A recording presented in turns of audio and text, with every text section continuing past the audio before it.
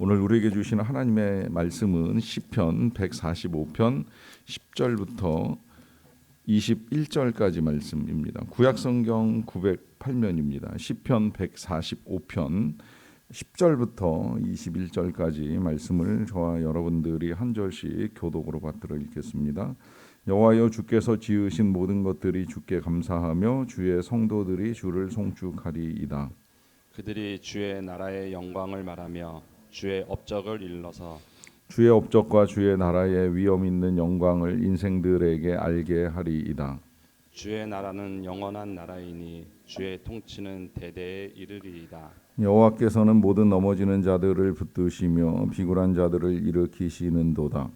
모든 사람의 눈이 주를 앙망하오니 주는 때를 따라 그들에게 먹을 것을 주시며 손을 펴사 모든 생물의 소원을 만족하게 하시나이다. 여호와께서는 그 모든 행위에 이루오시며 그 모든 일에 은혜로우시도다. 여호와께서는 자기에게 간구하는 모든 자, 곧 진실하게 간구하는 모든 자에게 가까이 하시는도다. 그는 자기를 경외하는 자들의 소원을 이루시며 또 그들의 부르짖음을 들으사 구원하시리로다. 여호와께서 자기를 사랑하는 자들은 다 보호하시고 악인들은 다 멸하시리로다. 내 입이 여호와의 영예를 말하며 모든 육체가 그의 거룩하신 이름을 영원히 송축할지로다. 아멘. 제가 어렸을 때 어머니께 들었던 말씀 중에는 이제 이런 말씀하시던 기억이 납니다. 인천 바다가 사이다라도 고프 없이는 못 마신다 하는 말씀입니다. 이 사이다나 뭐 고프, 이 컵의 일본어가 아닐까 생각이 되는데요. 이런 용어들이 사용되는 걸로 봐서는 뭐 속담이나 경어는 아닌 것 같은데 이제 의미는 충분히 전달이 됩니다. 아무리 좋은 것이 널려 있다 할지라도 그것을 퍼올릴 만한 도구나 수고나 노력이 없으면 그것이 내 것이 될 수 없다라고 하는 의미입니다. 네, 많은 것들이 그렇습니다. 하나님의 은혜는 언제나 차고 넘치지만 이제 그 모든 것들을 다 우리가 과연 받아서 누리고 있는가 하는 질문을 할 수밖에 없지요. 지금 우리가 읽고 있는 시 145편은 다윗의 시이고 다윗은 이 시를 우리에게 남겨주면서 하나님의 위대하심을 크게 찬양할 것이다. 또 날마다 주를 송축할 것이다. 그의 위대하심은 측량하지 못하리로다라고 하는 말씀을 합니다. 실제 그러합니다. 어찌 다 우리가 그것을 헤아리고 또 찬양을 할 수가 있겠습니까? 하지만 그럼에도 불구하고 다윗은 이제 그 하나님의 존귀하심, 위대하심 그리고 영광스러운 위엄을 크게 찬양하겠다, 또 선포하겠다, 노래하겠다라고 하는 말씀을 합니다. 그 가운데서도 다윗 역시 이제 하나님의 성품에 집중을 하고 있는데요. 우리가 토요일 날 읽었던 앞부분에서는 우리 귀에 익숙한 말씀이 나옵니다. 8절 보시면 여호와는 은혜로우시며 긍휼이 많으시며 노하기를 더디하시며 인자하심이 크시도다라고 하는 말씀입니다. 토요일 이 말씀 들으면서 저는 이미 이제 어제 말씀 준비한 상태에서 다윗이 모세가 들었던 말씀을 이제 그대로 인용해서 시를 쓰고 하나님을 찬양하는구나 하는 사실을 다시 확인을 했습니다. 이 말씀은 우리가 어제 보았던 대로 하나님께서 이제 모세에게 알려주신 하나님의 성품입니다. 그리고 그 성품대로 하나님은 이스라엘 백성들에게 은혜와 긍휼을 베푸셨고 또 다윗에게도 동일한 은혜와 긍휼을 베푸셨습니다.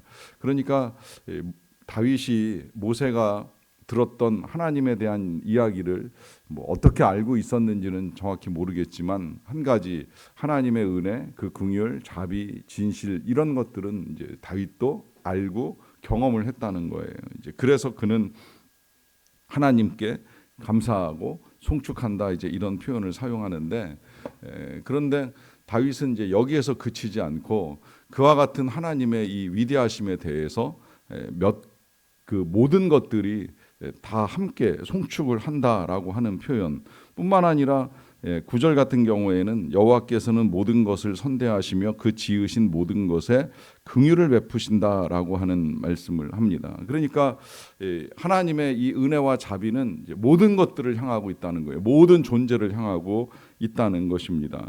그러하기 때문에 하나님이 지으신 모든 것들이 다 주님께 감사하고 주를 송축하는 것이 마땅하다 하는 사실을 우리에게 알려줍니다.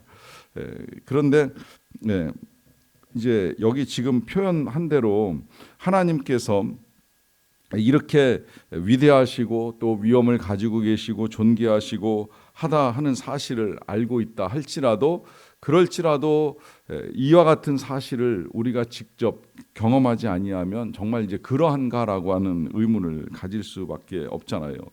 특히 이제 이 읽어 나가다 보면 하나님의 통치가 대대에 이르리로다라고 하는 말씀도 나오는데 이 통치라는 단어가 상당히 추상적이어서 이 하나님의 통치라고 한다면 그것이 실제적으로 우리의 삶에 어떻게 나타나는가라고 하는 의문이 생깁니다. 왜냐하면 실제로 지금 이 모든 나라들의 통치는 뭐 대통령이 되었건 총리가 되었건 뭐 의원들이 되었건 이제 그들의 정책이나 결정에 의해서 이제 이루어지잖아요. 그래서 그것이 통치로 진행된다라고 하는 것을 우리가 알고 있는데 그런 이 관점과 시각에서 보게 되면 하나님의 통치 구체적인 정책은 뭐고 또 실제적으로 시행하고 있는 방침은 뭔가 이제 이런 의문을 가질 수밖에 없거든요. 그런데 놀랍게도 이제 오늘 본문에서는 이 하나님의 통치가 굉장히 섬세하게 나타나는 것을 보게 되는데요.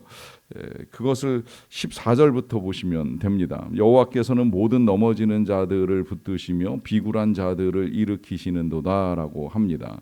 이게 이제 하나님의 통치 방식 중에 하나라고 보셔도 틀리지 않습니다. 하나님은 넘어지는 자들을 붙드시고 비굴한 자들을 일으키시는 통치를 하십니다. 그러니까 연약한 자들 혹은 좌절한 자들을 향한 사랑이 나타나는 것이지요. 그래서 이와 같은 사실을 다시 알려주고자 했던 이사야 선지자는 우리 하나님의 통치 방식 가운데 상한 갈대를 꺾지 아니하시고 꺼져가는 등불도 끄지 아니하신다라고 하는 말씀을 우리에게 전해 주셨습니다.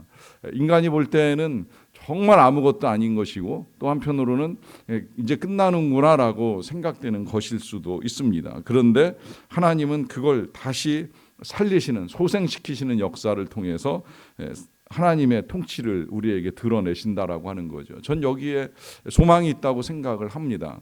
우리의 인생이 어떠하든지 뭐 질병으로 무너질 수도 있고 관계에서 무너질 수도 있고 심지어 부족한 능력과 지혜 때문에 앞길이 막혀 있을 수도 있겠지만 그렇다고 해서 그것으로 끝나는 인생이 아니라는 거예요. 하나님은 그런 사람들에게 오히려 은혜를 베푸셔서 붙들어 주시기도 하시고 일으켜 주시기도 하시고 때로는 세워 주시기도 하시고 저는 더 나아가서 높여 주시기도 하신다고 확신을 합니다. 이것이 우리가 하나님의 인자와 자비를 신뢰할 수 있는 이유이기도 한 것이지요. 그리고 이제 또 15절에서는 하나님의 통치가 모든 사람의 눈이 주를 앙망하오니 주는 때를 따라 그들에게 먹을 것을 주시는 것으로 나타난다고 합니다. 그러니까 하나님께서는 이 공급하시는 은혜를 통해서 통치를 하시는데 그 공급하시는 은혜는 16절로 이어나가면 손을 펴서 모든 생물의 소원을 만족하게 하시는 것으로 나타납니다. 그러니까 하나님은 언제나 그 백성들 내지는 창조하신 모든 피조물들의 필요를 채우시고 그들에게 공급하시는 하나님이시라는 사실을 알려주시는 것이죠. 다만 때로 결핍이 느껴지실 수도 있고 또 누군가는 저렇게도 넉넉하게 살아가는데 난 왜 이렇게 부족할까라고 하는 생각이 들 수도 있습니다. 물론 거기에는 이제 또 다른 많은 이 어둠의 일들이 함께 작용할 수도 있다고 생각을 합니다만은 그러나 한 가지 이제 분명하게 우리가 알 수 있는 사실은 17절에서 설명이 되는데요. 여호와께서는 그 모든 행위에 의로우시며 그 모든 일에 은혜로우시도다라고 합니다. 자, 여기서 이제 우리 하나님은 그 통치에 있어서 여기 표현된 대로 의와 은혜로 다스려 나가신다라고 하는 것입니다. 이때 이 의는 말 그대로 이제 정의이고 은혜는 사랑이라고 할 수가 있겠는데 이것이 하나님 안에서 나타나는 것을 우리가 어떻게 알 수 있을까요? 하나님의 공의 내지는 정의는 심은 대로 거두게 하시는 것입니다. 그러하기 때문에 이제 우리가 열심히 부지런히 충성스럽게 심어 나가야 하는 것이지요. 심지 않고 거두려고 하는 건 게으름이고 하나님을 기만하는 행위입니다. 그러면 모든 사람들이 다 심은 대로 거두는가? 그렇다고 한다면 심지 않으면 거둘 수 없는 것인가? 이제 거기에 또 하나 모든 일에 은혜로우시다라고 하는 하나님의 사랑이 담겨 있는 것이지요. 저는 이 부분이 적지 아니하다라고 생각을 합니다. 과거에는 제가 공부해서 성적이 나오고 수고해서 결과가 나온다고 생각을 했어요. 그런데 다시 들여다보니까 그게 아니더라고요. 제가 공부한 것보다도 더, 또 제가 수고한 것보다도 더 제가 미처 하지 못한 것들에 대한 하나님의 은혜가 크다는 사실을 알게 되었습니다. 그 가장 명백한 증거가 오늘 우리가 불렀던 찬송가에 담겨 있는 가사의 내용대로 우리가 어찌 우리의 수고와 노력으로 우리의 구원을 이루겠습니까? 무슨 조건으로 무슨 자격으로 우리가 하나님께 구원받을 만한 백성이라고 나설 수가 있겠습니까? 그야말로 전적인 은혜, 예수님의 은혜, 십자가의 은혜로 말미암아 이 모든 일들이 우리 안에 이루어지는 것이지요. 이제 여기에서 우리는 우리의 의 내지는 우리의 공로나 우리의 수고가 아니어도 하나님이 우리에게 베풀어 주시는 은혜와 사랑이 있다는 사실을 깨닫게 되는 것이죠. 그리고 우리는 그 사실을 알고 믿기 때문에 이 새벽에도 기도하며 하루를 시작하는 것이 아니겠습니까? 내가 뭘 해서 얻고자 하는 것이 아니라 내가 하지 못하였음에도 불구하고 우리 하나님께서 우리에게 은혜로 공급하실 것에 대한 믿음을 가지고 기도를 드리는 것이죠. 그러하기 때문에 우리 하나님의 의나 공이나 혹은 은혜나 자비가 아무리 정말 인천 바다처럼 널려 있고 넘친다고 할지라도요, 우리가 준비해야 될 컵이 있습니다. 이제 그걸 그 뒤에 이어지는 내용으로 우리에게 가르쳐 주시는데요. 18절입니다. 여호와께서는 자기에게 간구하는 모든 자 곧 진실하게 간구하는 모든 자에게 가까이 하시는도다라고 하십니다. 자, 여기서 이제 제일 먼저 알려주시는 것은 하나님을 찾는 자, 다시 말하면 간구하고 기도하는 자에게 하나님이 가까이 하시겠다는 거예요. 물론 하나님은 언제 어디서나 우리와 함께 하시고 어디에나 계시는 하나님이신 건 틀림이 없지만 그 가운데서도 특별히 하나님을 찾고 만나고자 하는 자에게 하나님이 가까이 오신다라는 사실을 밝혀주고요. 그리고 이제 그 다음에 19절에 가서 보시게 되면 그는 자기를 경외하는 자들의 소원을 이루시며 또 그들의 부르짖음을 들으사 구원하시리로다라고 하는 말씀을 합니다. 그러니까 결국 하나님께 나아가 부르짖고 기도하는 자들을 끝내는 하나님이 구원하는 일들을 이루어 가시는 것이지요. 저는 바로 이 간구, 이 부르짖음, 이 기도가 우리가 하나님의 은혜에 컵을 내미는 행위라고 생각을 합니다. 그때에 이제 하나님께서 가까이 오시기도 하시고 구원하시기도 하시고 은혜를 베푸시는 것을 경험할 수 있게 된다는 것이죠.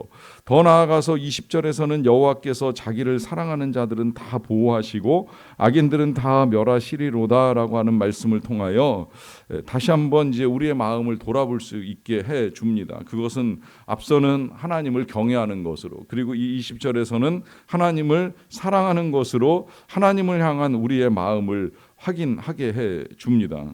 여러분, 물론 우리의 기도가 저는 뭐 특별히 나쁠 것이 없다라고 생각을 합니다만은 성경에서는 하나님이나 혹은 예수님을 향하여 구하는 자들 중에는 모든 것이 다 옳은 것을 구하는 것만은 아니라고 하는 사실을 확인을 하게 됩니다.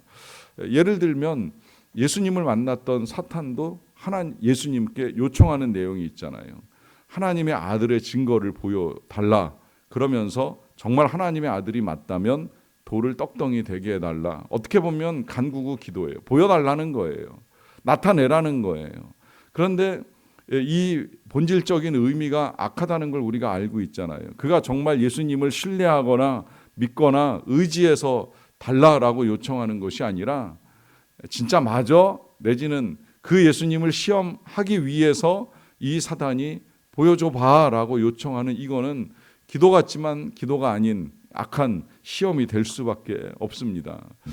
이런 것들이 아니라 정말 경외하는 마음, 예수님이 하나님의 아들이시라는 사실을 경외하고 그분이 우리에게 행하신 사랑으로 말미암아 나도 그분을 사랑하는 것이 너무 마땅하게 여겨져서 그분을 보고 싶고 그분이 그립고 그분과 동행하고 싶은 마음이 끓어오르고 그리고 이제 언젠가 그분을 다시 만날 날에 대한 소원과 소망을 가지고 나의 나날들을 만들어가고 있다라고 한다면 하나님이 그와 같은 사람에게 은혜를 베풀지 아니하실 이유가 하나도 없는 것이지요. 하나님은 귀히 여기십니다. 하나님은 더 사랑하십니다. 하나님은 정말 그들을 다 보호하시고자 하는 마음을 가지고 계십니다. 그래서 그렇게 주님을 사랑했던 사람들이 이 땅에서 보호받지 못하고 죽임을 당하는 순교의 일들을 겪는다 할지라도 끝내 그 영혼을 지키시고 거두시는 은혜를 하나님이 베풀어 주신 것입니다. 우리는 이와 같은 하나님의 자비와 사랑을 믿는 하나님의 백성들입니다. 그러하기에 그 사랑이 넘쳐난다는 사실을 분명히 신뢰하신다면 이제 믿음으로 손 내미는 기도를 하십시오. 기도뿐만이 아니라 찬양하고 송축하며 하나님의 영광을 구하십시오. 그리고 사랑하는 마음을 드리십시오. 오늘도 하나님께서 저와 여러분들에게 크신 은혜 내려주실 줄로 믿습니다. 기도하겠습니다. 사랑과 은혜가 풍성하신 아버지 하나님 감사합니다. 오늘도 우리는 하나님을 사랑하는 마음으로 이 아침 하루를 시작을 합니다. 주님 사랑합니다. 주님 송축합니다. 주의 위대하심을 우리가 다 어찌 헤아릴 수 있겠사옵나이까. 부족하지만 크게 소리내어 주님을 찬양하고 또 주님께 경배하고 주님의 이름을 높이며 오늘 하루도 살아가기 원합니다. 그렇게 주님을 사랑하는 자에게 하나님께서 가까이 하시고 구원의 은혜를 베푸시며 보호하신다고 약속하여 주셨사오니 오늘도 주님을 사랑하는 마음을 가지고 하루를 시작하는 모든 주의 백성들에게 은혜를 내리워 주시옵소서. 은혜롭고 자비롭고 인자와 긍휼이 풍성하신 하나님께서 약속대로 이루어 주시기를 간절히 원합니다. 만물을 먹이시고 공급하시는 하나님의 은혜가 오늘도 기도하는 주의 백성들에게 임하여서 건강이 필요한 자에게 건강의 은혜를 내려주시고 재정이 필요한 자에게 필요한 물질을 허락하여 주시고 또 앞길이 막혀있는 자에게 진로를 열어주시고 넘어진 자 일으켜 세워주시며 또한 높여주시는 은혜를 누릴 수 있게 하여 주시기를 간절히 원합니다. 그 날이 이를 때까지 하나님을 신뢰하는 우리의 믿음의 흔들림이 없도록 도와주시고 끝까지 믿음을 지키는 가운데 하나님께서 이루어 가시는 선한 일들을 보게 하여 주시옵소서. 슬픔 당한 자가 있습니다. 진행되는 장례 절차 끝까지 하나님의 위로로 채워주시기를 간절히 원합니다. 또 그 밖에도 여러 가지 간구의 제목들을 가지고 기도하는 모든 믿음의 백성들마다 약속대로 부르짖는 자에게 응답의 역사가 나타나게 하여 주시옵소서. 오늘도 선교사님들을 도와주시기를 원합니다. 안식하시거나 사역을 준비하시거나 귀국하여 치료하시거나 혹은 여러 가지 비자를 연장하는 일들에 이르기까지 모든 일들을 주의 은혜로 순적하게 잘 진행해 나가실 수 있도록 도와주시옵소서. 우리나라의 통치가 하나님의 공의와 사랑이 반영되는 통치가 되기를 간절히 원합니다. 다툼과 싸움, 정쟁과 분쟁을 그치게 도와주시고 정말 어려운 시기에 민생과 안보를 위하여 협력하고 협치하는 일들을 보일 수 있는 통치자들이 다 되게 하여 주시옵소서. 예수님의 이름으로 기도하옵나이다. 아멘.